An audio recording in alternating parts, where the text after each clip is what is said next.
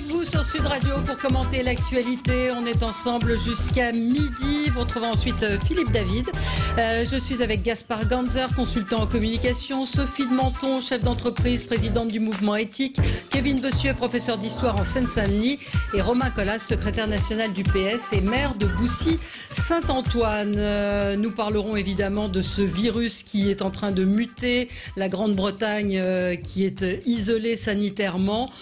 Faut-il fermer les frontières? Est-ce que ça sert à quelque chose? L'Europe va-t-elle se reconfiner? Et puis on reviendra évidemment sur les propos antisémites qui ont été tenus ce week-end lors de l'élection de Miss France. Ça concernait Miss Provence. Donc Gaspard Ganzer, on vous a entendu, c'était contre le Brexit. Kevin Bossuet, votre coup de gueule? Oui, un coup de gueule contre Nicolas Dupont-Aignan qui est dans une très mauvaise passe, puisqu'il y a environ 80 cadres de son parti qui sont tout simplement partis et pas des moindres. Il y a notamment son plus fidèle soutien, son plus fidèle conseiller, son bras droit Jean-Philippe Tanguy. Il y a une vice-présidente Anne-Sophie Frigou. Il y a encore son directeur de communication Alexandre Loubet qui sont partis pour former un collectif, Demain à la France, le pays avant tout. Il faut dire que Nicolas Dupont-Aignan a multiplié les erreurs souvent grossières au cours de ces derniers mois, laissant circonspects ses plus proches collaborateurs. Le pire, je crois que c'était au moment des européennes où en décembre 2018, ses listes étaient créditées de 7 à 8% et finalement il a fait 3,51%. Il faut dire qu'il avait voulu rassembler les amoureux de la France. On s'est bien rendu compte que sa volonté, c'était de rassembler tous ceux qui lui étaient soumis. Et puis ceux qui leur faisaient un petit peu d'ombre, il les a finalement jartés, pour employer un mot vulgaire, comme ce fut le cas de Jean-Frédéric Poisson. Et puis surtout, sa stratégie en termes de communication.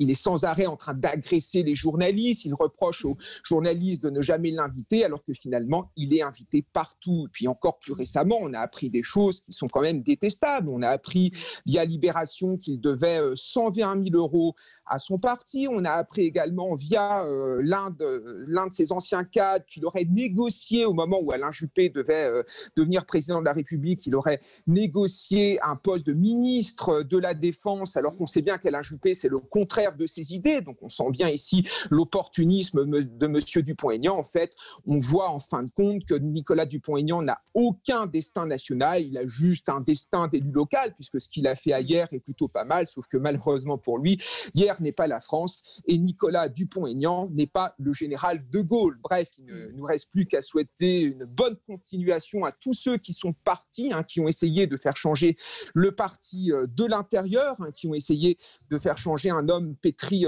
d'incohérences et d'incertitudes. Malheureusement, ils n'y sont pas arrivés, donc bonne chance à eux et je crois qu'on peut dire au revoir à Nicolas Dupont-Aignan parce que je pense qu'il est désormais complètement fichu au niveau politique. Voilà, son sort est réglé là, donc il n'y a plus besoin d'en parler. Il est habillé pour l'hiver, mais c'est vrai qu'il se retrouve, un petit peu seul.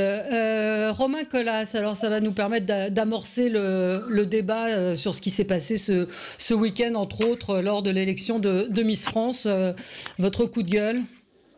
C'est effectivement sur le Roland années 30 du week-end.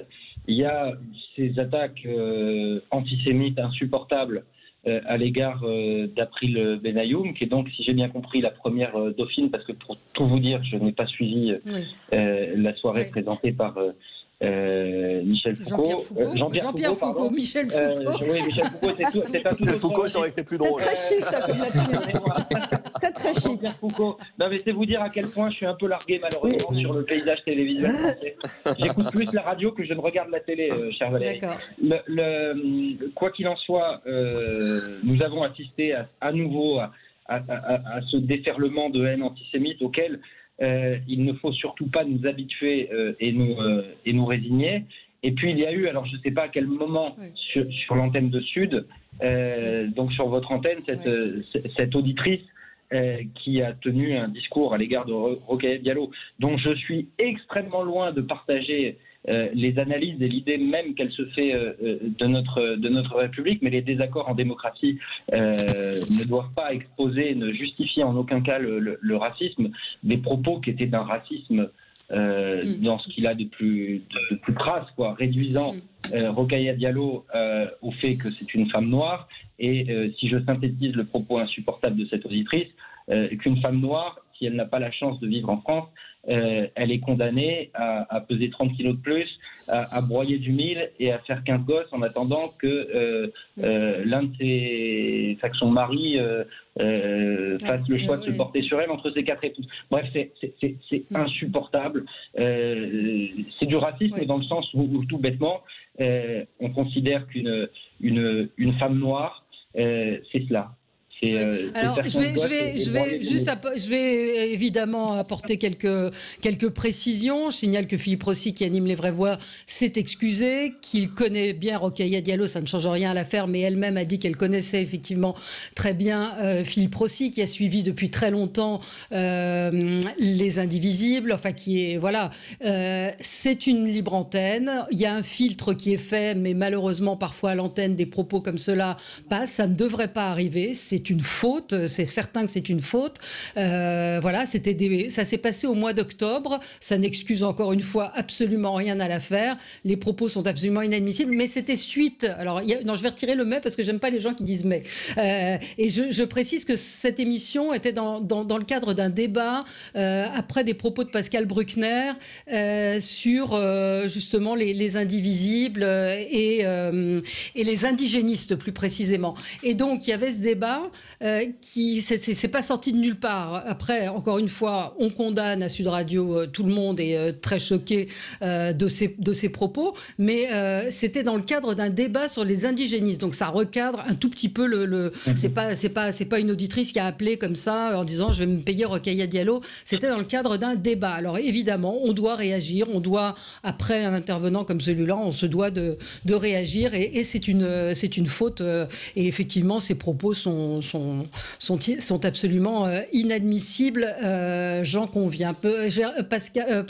Gaspard Ganzer, vous aussi, vous vouliez parler de cela? Oui, enfin, les deux histoires qui viennent d'être citées sont bien distinctes, tant dans le calendrier que dans le cadre, mais malheureusement, elles se rejoignent dans la haine, le racisme et l'antisémitisme, et c'est épouvantable. Alors ne faisons pas mine, et c'est évidemment pas ce qui a été fait, de découvrir que le racisme contre les personnes noires et l'antisémitisme sont des réalités extrêmement présentes dans notre pays.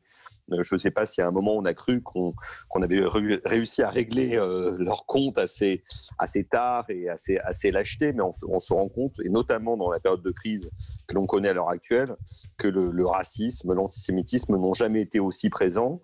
Et donc inlassablement, chacun à notre place, on doit lutter contre eux. Les médias ont évidemment, et vous venez de le dire Valérie, une responsabilité particulière, notamment comme quand sur Sud Radio vous décidez de faire des libres antennes, ce qui est formidable parce qu'il faut des émissions de débat pour que tout le monde puisse s'exprimer. Mais évidemment, ça vous donne une responsabilité particulière, tout comme ça donne aussi une responsabilité particulière aux plateformes.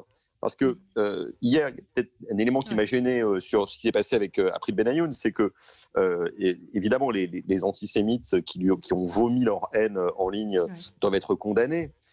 Mais Twitter a une responsabilité. Hein. Les plateformes, qu'elles soient Twitter, Facebook ou autres, ne peuvent s'exonérer de leurs responsabilités comme les médias ne peuvent s'exonérer de leurs responsabilités. Sinon, ça serait trop facile qu'il y ait ce deux poids, deux mesures. Oui. Et justement, ça me fait penser que, Gaspard, je me demandais, c'est insupportable ces propos racistes, c'est clair, l'antisémitisme en plus, à cette occasion était particulièrement sordide. De toute façon, quelle que soit l'occasion, Sophie. Hein. Non, mais la question de Miss France, il y a en plus des moments où c'est complètement fou, quoi. Je ne sais pas ce que ça vient faire là. Ça vient jamais, ça n'a. Vous voyez, on ne peut plus rien dire, parce qu'immédiatement, on va me dire, ah oui, il y a des bons moments. Non, c'est inadmissible tout le temps. Mais là, c'est encore plus stupéfiant, je trouve, au moment où on élisait Miss France, que je n'ai pas regardé non plus. Bon. Je dis aussi que je me demande si le fait de, par exemple, cette histoire qui a eu lieu à l'antenne et qui est tout à fait condamnable, pourquoi ça revient maintenant 2 mois après? Je me demande si le fait d'agglomérer tous ces propos racistes qui sont insupportables et d'en reparler énormément n'est pas contre-productif. J'ai l'impression qu'à ressasser tout le temps… il faut bien dire les choses et les dénoncer, ce qui s'est passé. Oui, mais alors, bien sûr qu'il faut le dénoncer, surtout ici. Et surtout que ça tombe sur le coup de la loi. Absolument. C'est un délit. C'est un délit, absolument. Mais c'est un délit, mais est-ce que vous pensez, c'est une question qui est au-delà de ça. Bien sûr que c'est bien que ce soit un délit. Est-ce qu'il faut ressasser, comme on ressasse d'ailleurs beaucoup d'autres sujets, est-ce que c'est pas négatif le fait de ressasser sa déchaîne Twitter? Du coup, sa déchaîne Twitter, qu'il faudrait effectivement, je pense qu'il faudrait carrément une forme de censure là-dessus. Ça déchaîne Twitter, donc on en reparle dans les télés qui reprennent Twitter. Moi, j'en peux plus. Tous les sujets. Attention au mot de censure, attention au mot de censure. Oui, de toute façon, je sais, mais je pense que là, censurer des tweets racistes, c'est plus de la censure. Parce que ça tombe c'est le boulot de Twitter, c'est le boulot de Twitter le faire. Marie-Hélène, qui est c'est ça, mais c'est une censure, mais il a doit faire absolument. Alors, on a une auditrice, Marie-Hélène, c'est juste appliquer la loi. Qui a écouté l'émission avec Rocaille, enfin, dans laquelle est intervenue cette auditrice, et elle dit oui, c'est une faute, l'auditrice était en faute, mais le débat était simplement sur la chance qu'on a de vivre en France.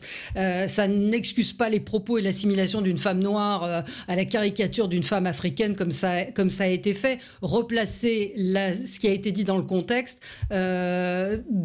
permet de comprendre peut-être, enfin même pas de comprendre, je vais m'embourber. Bon, arrêtez parce qu'on peut plus rien dire, alors vous allez vous emmêler les pattes. Voilà le contexte de l'émission, et en général, il y a du contrôle, il y a tout le temps du contrôle sur Sud Radio, sur les auditeurs qui passent à l'antenne. Kevin Bossuet, c'est vrai que la question est comment cette chose a pu échapper à Rokhaya Diallo au mois d'octobre. Rokhaya Diallo qui est sur les réseaux sociaux, alors elle a dit qu'elle reviendrait sur Sud Radio, elle a été invitée sur Sud Radio, elle était chez André Berkoff il y a une dizaine de jours. Je ne pense pas que nous soyons une radio raciste, contrairement au tombereau de merde, j'ai pas d'autre mot, que nous recevons ce matin. D'assimiler toute une radio à ce propos est aussi assez injurieux de la part de ceux qui le font. Je pense qu'ici on donne la parole justement à des gens extrêmement différents, que toutes les opinions évidemment s'entendent. Kevin, un mot sur juste sur Rokhaya Diallo, puis après on va parler de l'antisémitisme effectivement et de ce qui s'est passé qui est inadmissible. Oui, parce qu'évidemment, ce sont deux affaires différentes. Alors, concernant Rokhaya Diallo, si vous voulez, il y a aussi une forme d'instrumentalisation politique. On voit bien qu'il y a une partie de l'échiquier politique qui déteste Sud Radio, qui déteste CNews, qui déteste Valeurs Actuelles et qui font tout pour leur tomber dessus quand, en effet, il y a une faute qui est commise. Parce qu'il est certain que les propos qui ont été prononcés par cette auditrice, ce sont des propos racistes. Moi, ce sont des propos qui m'ont choqué.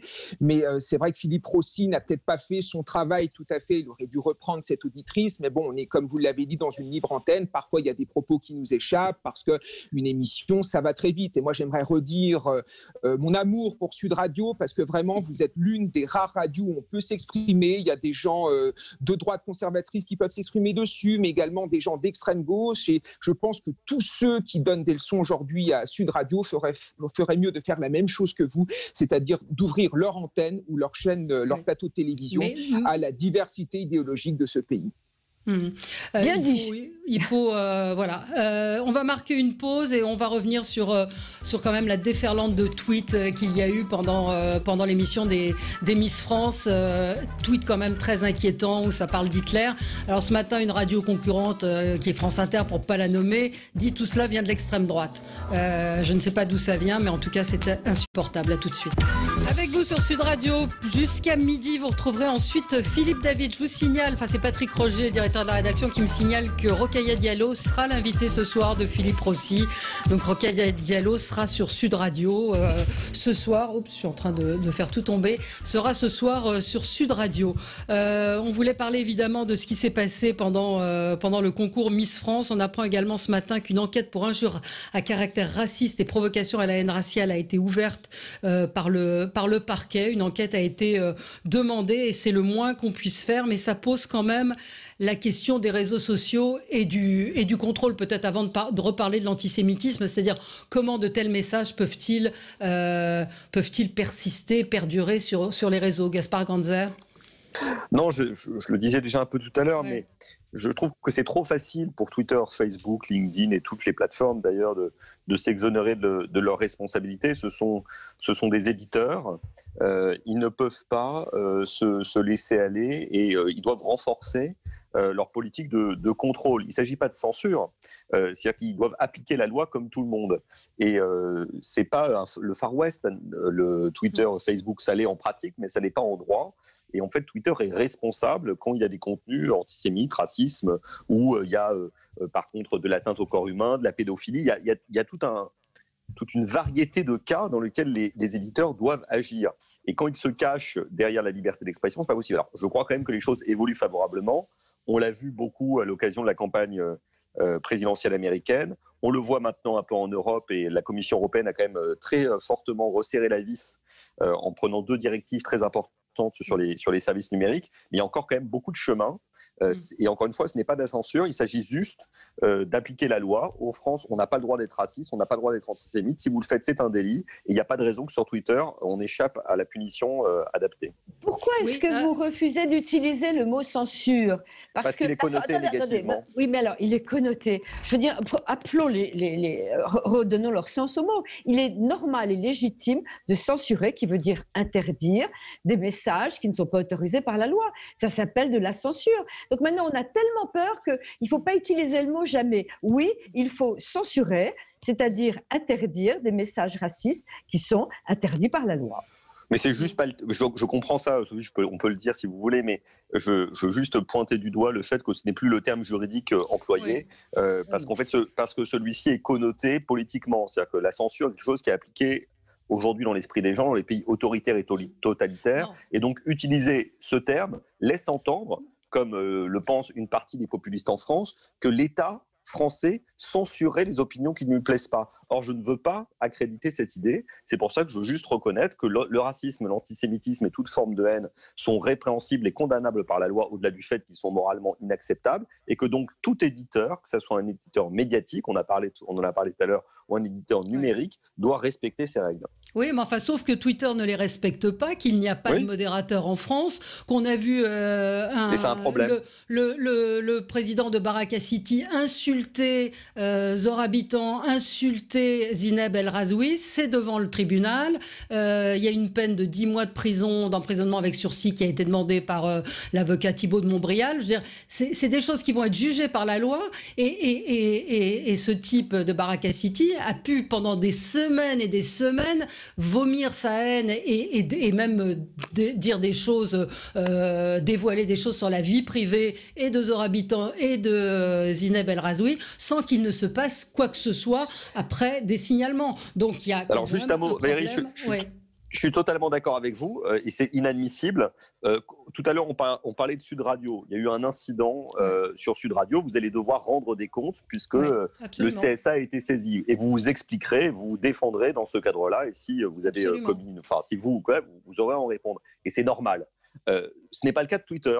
Ce n'est pas le cas de Facebook. Et ça, ce n'est pas normal. C'est-à-dire qu'au-delà de la reconnaissance d'une responsabilité pénale devant le juge, ça c'est indispensable, il faut aussi qu'en amont, compte tenu de la responsabilité considérable qu'ont les réseaux sociaux, ceux-ci doivent mettre en place les mécanismes de modération et s'ils ne le font pas, ils doivent être condamnés pour cela. Vous savez très bien que les GAFA sont tout puissants, qu'on n'arrive pas... Mais non, mais vous avez raison, ils ne paient pas d'impôts, on ne les maîtrise pas et aucun pays ne les maîtrise. Et donc c'est un autre problème qui est assez inquiétant.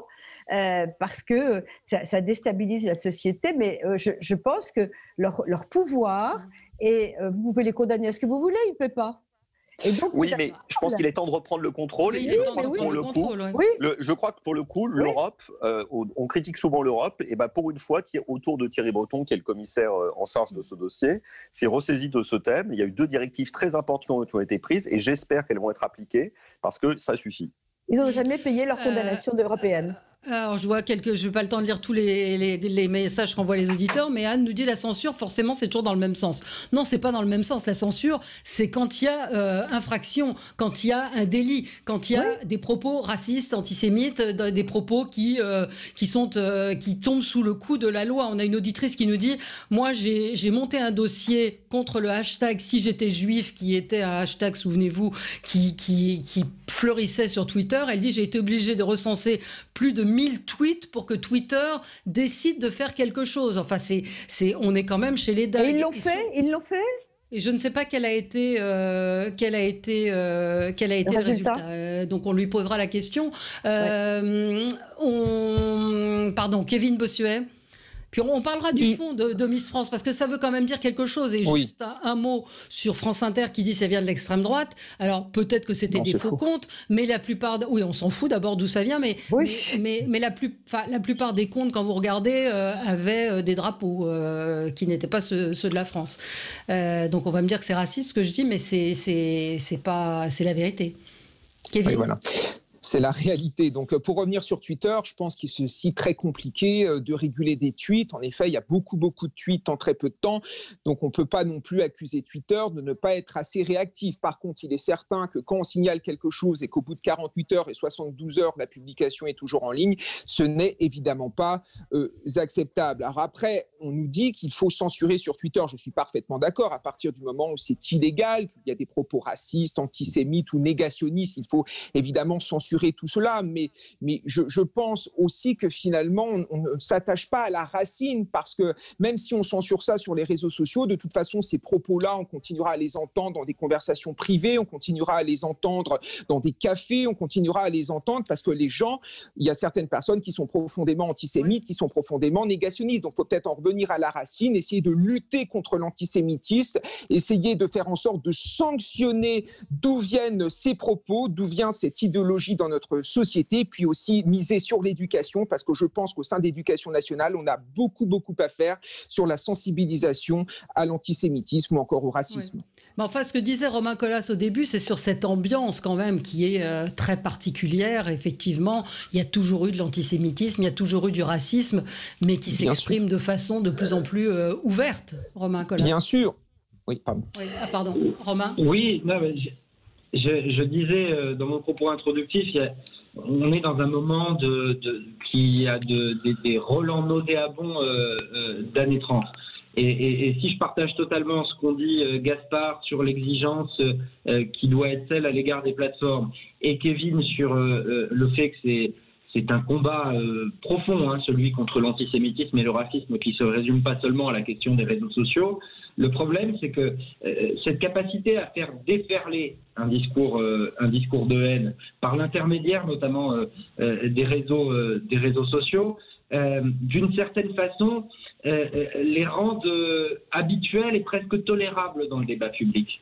Et c'est ça, cette ambiance nauséabonde, de mon point de vue, à laquelle nous assistons, c'est qu'on a progressivement une parole antisémite, une parole raciste qui se libère, qui a des provenances diverses. Il ne faut pas se mentir, notamment sur l'antisémitisme. C'est la question que vous posiez à Kevin. Il y a à la fois, c'est malheureusement inscrit dans la tradition politique française, une frange infiniment minoritaire de la population qui fait preuve d'un antisémitisme quasi viscéral et héréditaire. Il y a toujours eu cette tradition politique française antisémite, dont d'ailleurs l'affaire Dreyfus a été l'expression sans doute la plus marquante dans notre histoire. Et puis on a vu aussi la façon dont l'État français a pu collaborer avec l'occupant pendant la Seconde Guerre mondiale, mais on a aussi cet antisémitisme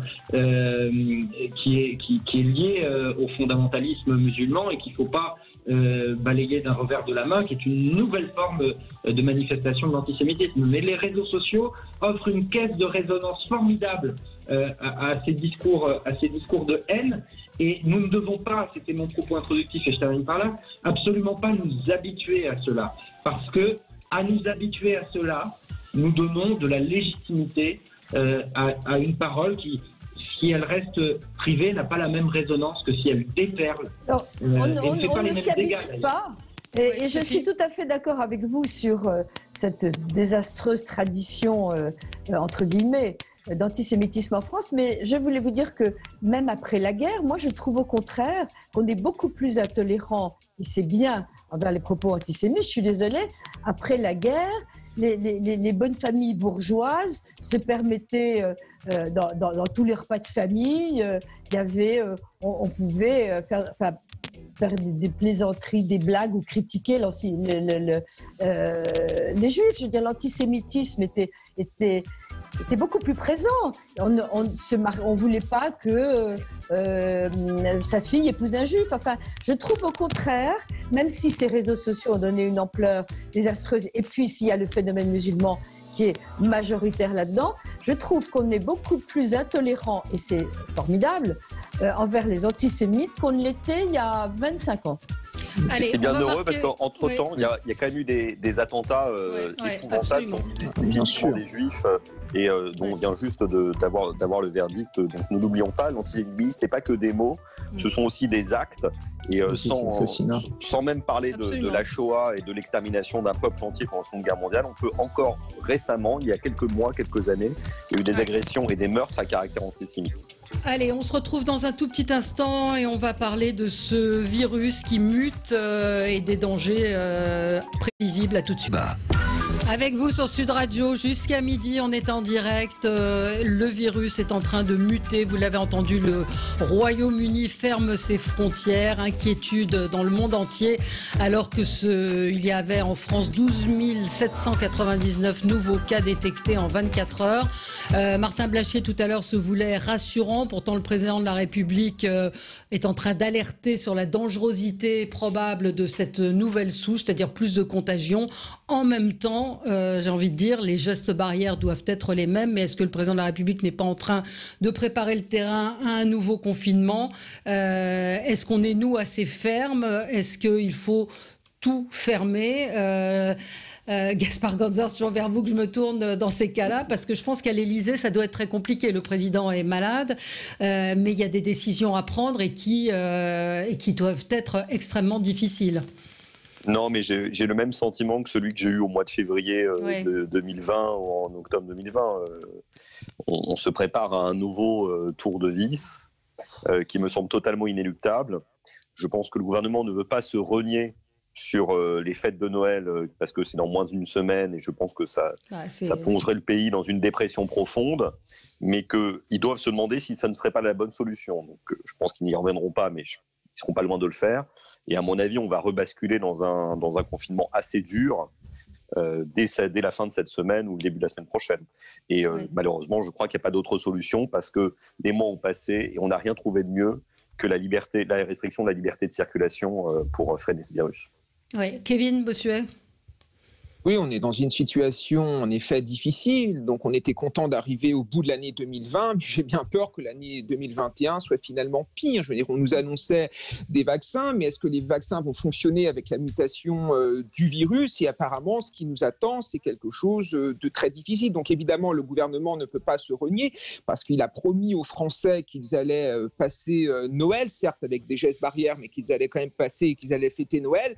Mais là, en effet, on va vers un confinement beaucoup plus difficile parce que si la contamination est 70% plus important que le virus qui n'a pas muté, ça nous promet en effet des lendemains qui déchantent. Donc je crois qu'il faut se préparer, il n'y a pas d'autre solution et je crois que ce n'est pas le moment de taper sur Emmanuel Macron ou le gouvernement parce que les pauvres, ils font ce qu'ils peuvent avec les données qu'ils ont. Donc pour une fois, essayer de faire un front républicain autour du président de la République pour essayer de préparer l'avenir sur de bonnes auspices.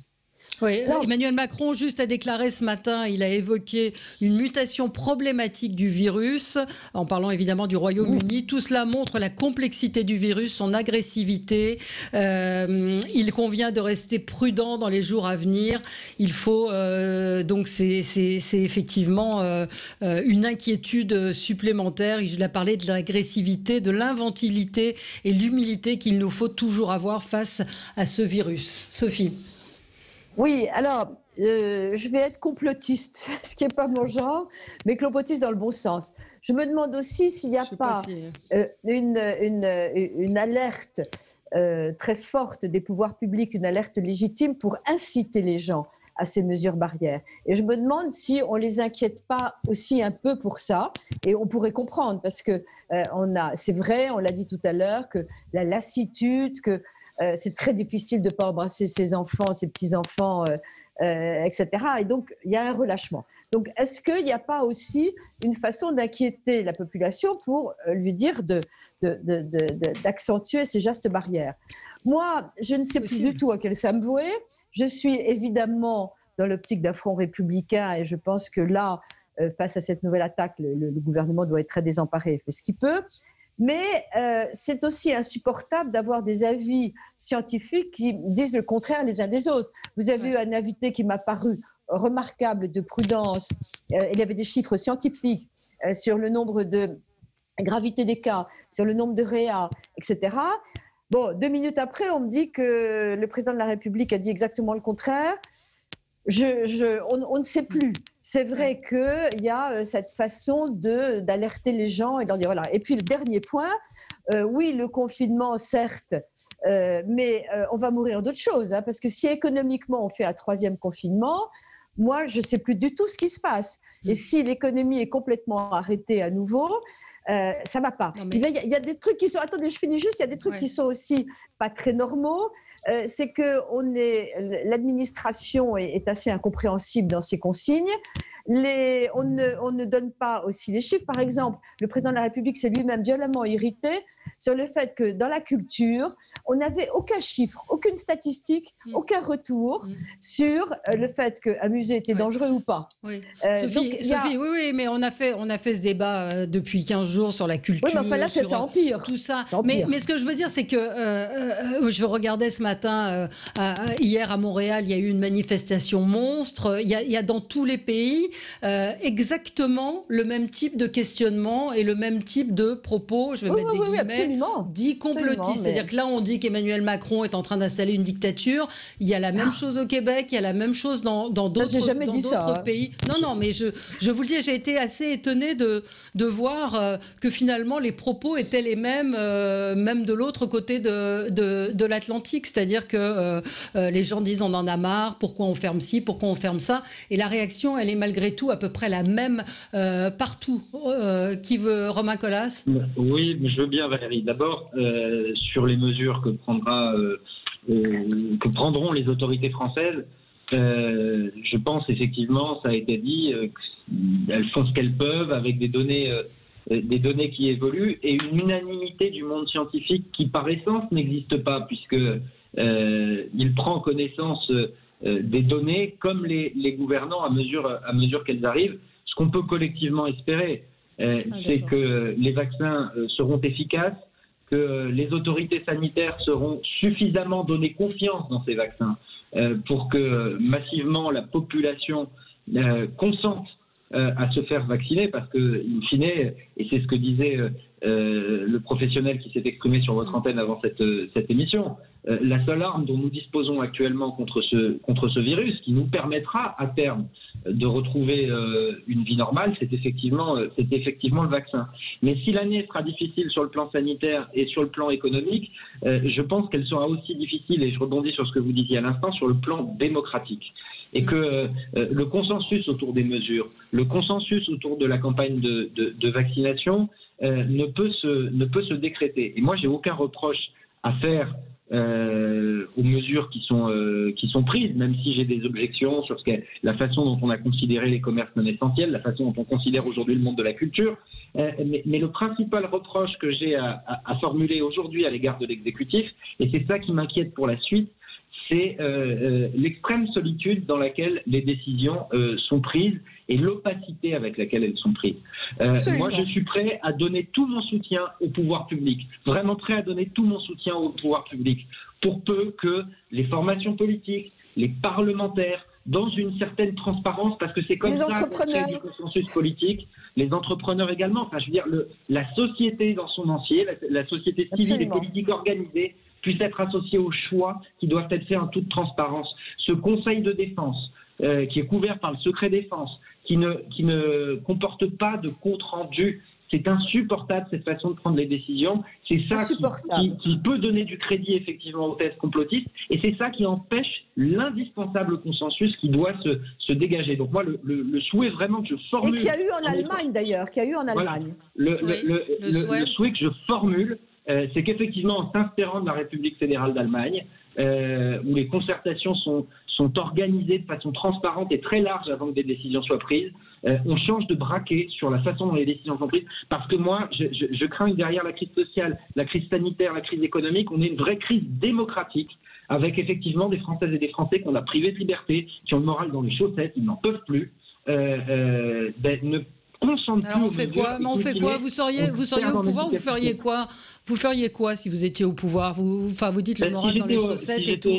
Quand vous avez une crise sanitaire, vous faites quoi? J'aborde ces questions avec beaucoup d'humilité. Moi, ce que je sais, c'est que régulièrement, les premiers ministres, Édouard Philippe puis Jean Castex, ont organisé, alors que les décisions allaient être prises par le président de la République seul, sans scénario, sans transmission de données, des rencontres avec les responsables, par exemple, des groupes politiques au Parlement, qui étaient des rencontres d'un vide sidéral, où à chaque fois qu'une question était posée au Premier ministre, on disait ça je ne sais pas, ça relève du président de la République et du Conseil de défense. Comment voulez-vous que les responsables politiques, mais aussi la société civile organisée, je suis d'accord avec Sophie, soient en capacité de relayer des messages, de les porter, parce que c'est un combat collectif que nous devons mener, s'ils ne sont pas associés à la construction des mesures, s'ils n'ont pas la pleine connaissance des données sur la base desquelles ces mesures sont envisagées. Moi, vraiment, je crains là une forme de ras-le-bol. Moi, je n'accuse absolument pas Emmanuel Macron d'installer une dictature. En revanche, je pense que sa méthode donne du crédit à celles et ceux qui ont envie de porter ce message. Oui, une réaction qui veut réagir. Oui, ce qui est certain, c'est qu'il y a une crise démocratique dans le pays qui ne doit pas nous conduire à remettre en cause les mesures parfois malheureusement attentatoires aux libertés, mais pour de bonnes raisons qui sont prises pour faire face à cette épidémie de coronavirus. Je pense que c'est légitime de restreindre la liberté de circulation pour restreindre la liberté de circulation du virus. En même temps, on peut toujours faire mieux en matière de concertation, d'association des forces politiques, économiques et sociales. C'est une discipline et un travail de chaque instant. Parce que c'est vrai qu'il est tentant pour, je pense, un chef de l'État, quel qu'il soit, Nicolas Sarkozy, François Hollande, Emmanuel Macron, face à une crise, de prendre des décisions rapides et dans l'urgence. C'est pas la culture française, surtout. Non, mais attendez, Sophie, juste une seconde. Laissez terminer Gaspard Ganzer. Je peux vous dire que, moi, j'ai vécu une grande partie du quinquennat de François Hollande et les attentats. On a commis beaucoup d'erreurs dans son mandat quand François Hollande était au pouvoir. En revanche, quand il y a eu les attentats, y compris sur des sujets extrêmement abrasifs, on n'a jamais arrêté de consulter, y compris des gens avec qui on n'avait vraiment aucun atome crochu et qui étaient des adversaires politiques profonds. François Hollande n'a cessé de recevoir Marine Le Pen, Jean-Luc Mélenchon, la droite qui lui tapait dessus du matin jusqu'au soir, les anciens chefs de l'État, pour discuter avec eux des mesures à prendre pour faire face au terrorisme. Et je pense que c'est indispensable d'avoir cette discipline. On a beaucoup moqué Emmanuel Macron quand la semaine dernière, il a reçu les présidents des groupes parlementaires à l'Élysée pour un dîner. Ok, l'erreur était peut-être de le faire sous forme d'un dîner. Mais moi, personnellement, je trouve ça très bien que le président de la République reçoive les responsables des groupes politiques à l'Élysée. Alors, dans ce cas-là, la prochaine fois, il faudra le faire sans leur donner à manger, parce que comme ça, il y aura peut-être moins de politique. Mais je souhaite que le président de la République, tout comme le Premier ministre, continue de recevoir le plus souvent possible les représentants des forces politiques françaises. Oui, mais là, vous parlez politique. Vous parlez politique. Non, mais c'est un vrai sujet. Non, Kevin, vous allez avoir la parole. Sophie aussi, mais il faut qu'on marque une pause, publicité, petite publicité, et on revient tout de suite après avec vous. À tout de suite sur Sud Radio. Avec vous sur Sud Radio, avec Sophie de Menton, Kevin Bossuet, Gaspard Ganzer et avec nous également Romain Colas. Alors Gaspard, vous vouliez réagir à ce qu'on disait juste avant sur le fait que, oui, ce que disait Romain Colas, que c'est un conseil de défense qui est extrêmement solitaire, opaque et qui a peut-être pas assez de consultation. Il y en a quand même, hein, et d'ailleurs on a moqué Emmanuel Macron quand la semaine dernière il recevait les dirigeants politiques à l'Élysée. Je pense qu'on peut le faire plus, davantage, et peut-être mieux, comme le disait Sophie tout à l'heure, c'est-à-dire on ne se contentant pas d'associer les forces politiques, mais aussi les forces représentant les entreprises et les organisations de salariés, la société civile le plus largement possible. Ça prend du temps, mais c'est du temps gagné en réalité. Kevin Bossuet, vous vouliez réagir? Oui, moi je crois qu'il faut responsabiliser les Français, mais il ne faut pas les incriminer. Mais ils le sont. Parce que Mais oui, mais c'est quelque chose qui est insupportable. C'est-à-dire que moi, par exemple, je porte mon masque tout le temps. Je prends le métro, j'ai mon masque. Je donne cours, j'ai mon masque. Je rentre chez moi, j'ai mon masque. Et j'allume la télévision. Qu'est-ce qu'on me dit? Finalement, je ne suis pas assez responsable et que je n'ai pas assez joué le jeu. C'est ça aussi qui est problématique. Il faut faire confiance aux Français. Puis la minorité qui ne joue pas le jeu, peut-être un petit peu mettre en avant des sanctions parce que les Français jouent quand même le jeu. Il faut quand même le dire. Et il faut dire aussi que nous ne sommes pas des robots. Nous sommes des êtres humains. La crise qui nous attend, la crise qui va arriver, c'est aussi une crise psychiatrique. Vous avez 20% des Français qui sont en train de tomber dans la psychiatrie, qui en ont marre, qui sont dépressifs. Chez les adolescents, c'est quelque chose qui est terrible puisqu'il y a une augmentation du taux de suicide. Donc on ne peut pas non plus toujours dire aux Français qu'il faut serrer la vis, mais à un moment donné, il faut un peu desserrer cette vis. Et je pense que Emmanuel Macron a bien fait de nous laisser fêter ces fêtes de Noël, parce que Noël, c'est quelque chose d'important pour les Français. Ça veut dire quelque chose dans notre culture et dans notre civilisation. Et je pense qu'il a pris les bonnes décisions à ce niveau. Donc essayons d'être un petit peu cohérents, essayons de soutenir un petit peu ce gouvernement autour de cette crise sanitaire, parce qu'ils ont aussi besoin de nous, parce que les décisions qu'ils doivent prendre ne sont pas faciles. Oui, Sophie. Vous avez parfaitement raison, mais il y a quelque chose de plus profond. Il faut que le gouvernement nous fasse confiance. C'est quelque chose qu'il n'a pas dans ses gènes. Je vous cite les entreprises. Quand vous avez des fêtes, alors vous allez me dire que c'est minoritaire, mais quand vous avez des fêtes privées, non mais dîners, Valérie, c'est pas majoritaire. Je suis d'accord avec vous. Oui, mais il est évident que quand il y a une teuf avec 100 jeunes qui font n'importe quoi, il faut Matignon. Oui, mais il faut réprimer. Cela dit, qu'est-ce que vous allez faire? Ils ont 20 ans, ils craquent. Ok. Donc c'est très mal. Il faut faire ce qu'il faut. Il faut les punir. Il faut, je ne sais pas ce qu'il faut faire. Mais moi, je parle de choses beaucoup plus importantes. La confiance envers les entreprises. Ce sont nos salariés qui sont les citoyens français. Nous veillons, vous pensez bien que voir un salarié arriver contaminé, c'est une terreur pour nous, qu'on a été les meilleurs dans les préventions. Il n'y a aucune confiance en vous, il n'y a en nous, entreprises, il n'y a que de la répression. On n'a pas le droit. Non, mais attendez, on n'a pas le droit de les tester. Vous vous rendez compte, c'est interdit. Enfin, je veux dire, c'est à devenir dingue. Quand on veut tester dans une entreprise, la ministre du Travail a dit que c'est absolument interdit en donnant 2 réflexions absurdes. Donc, ce que je veux dire, je ne vais pas critiquer le gouvernement en tant que tel, mais il doit faire vraiment réfléchir. Comment peut-on responsabiliser les intermédiaires, les corps intermédiaires, les Français? Comment peut-on être transparent sur ce fameux conseil, vous l'avez dit tout à l'heure, donc qui est à huis clos.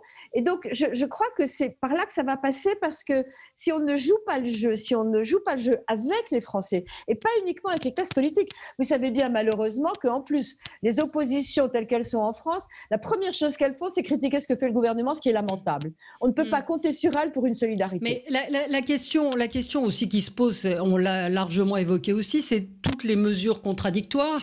Et par exemple, on voit que la majorité, de très nombreux pays demandent des tests à l'entrée de leur pays. Or, la France est, on peut le dire, une passoire. C'est-à-dire qu'aujourd'hui, on rentre en France. Alors oui, il y a des pays pour lesquels on exige des tests PCR. Un de mes amis est rentré d'un pays dont c'était le cas. Et il m'a dit, le type n'a même pas regardé mon test. C'est-à-dire que j'aurais pu présenter un test de grossesse ou avoir un test à n'importe quel nom. Il était chargé de mettre une pastille sur ce papier. Donc, il a mis une pastille. Et 100 mètres plus loin, il y a un deuxième mec qui a regardé s'il y avait la pastille. Et globalement, il n'y a pas de contrôle dans les aéroports. Les gens qui sont arrivés de l'Eurostar, des Eurostars bondés hier, il n'y a pas de contrôle. Donc là, c'est totalement incohérent par rapport aux mesures qui nous sont demandées et pour lesquelles les Français font un maximum d'efforts. Donc là, moi, je pose la question, dans les aéroports, il y a un vrai problème, hein. Je ne sais pas qui sur ce type de mesures incohérentes. C'est les douanes qui sont responsables, ce n'est pas les aéroports.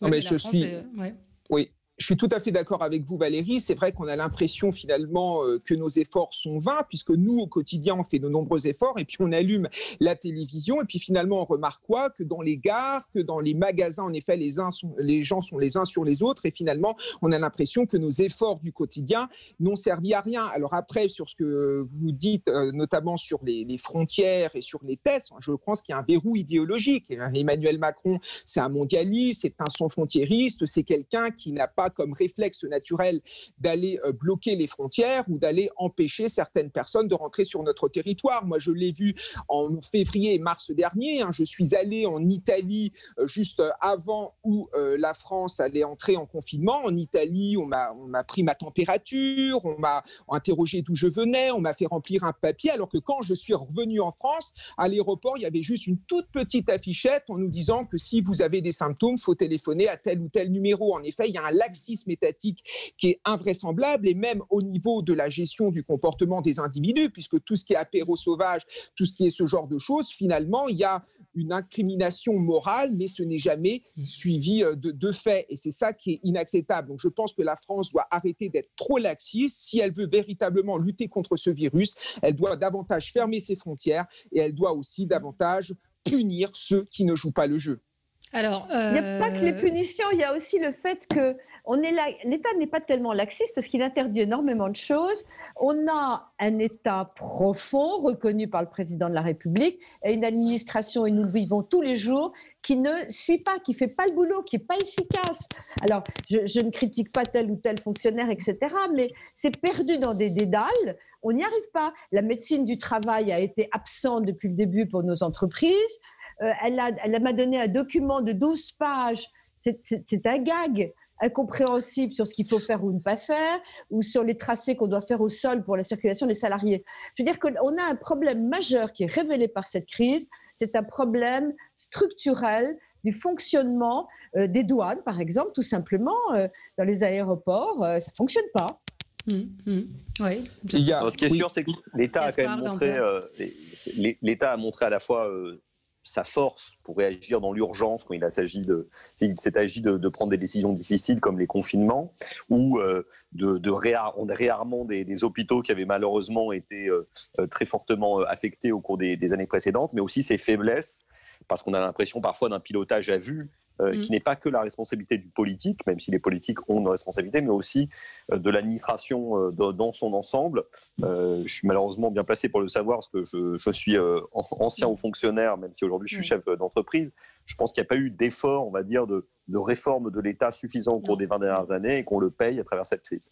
Absolument. Oui, et j'aimerais ajouter quelque chose aussi. Si vous voulez, ce qui est criminel aussi, c'est tous ces débats sur les plateaux de télévision avec des médecins qui s'entretuent. Là, je vois encore récemment, il y a le professeur Perron qui vient d'être viré de sa fonction de chef de service. Enfin, c'est pour les Français complètement incompréhensible. Comment voulez-vous si, c'est compréhensible. Non, c'est compréhensible. C'est compréhensible. D'accord, mais comment voulez-vous que les Français aient confiance en la médecine et confiance au vaccin quand vous avez sur des plateaux de télévision des scientifiques qui sont en train de s'écharper? C'est eux qui devraient être cohérents et c'est eux qui devraient nous montrer l'exemple. Et je pense que là-dessus, c'est aussi ça qui pêche dans cette crise.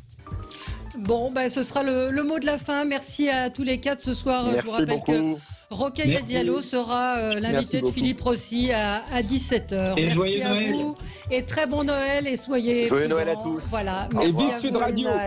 Merci Kevin.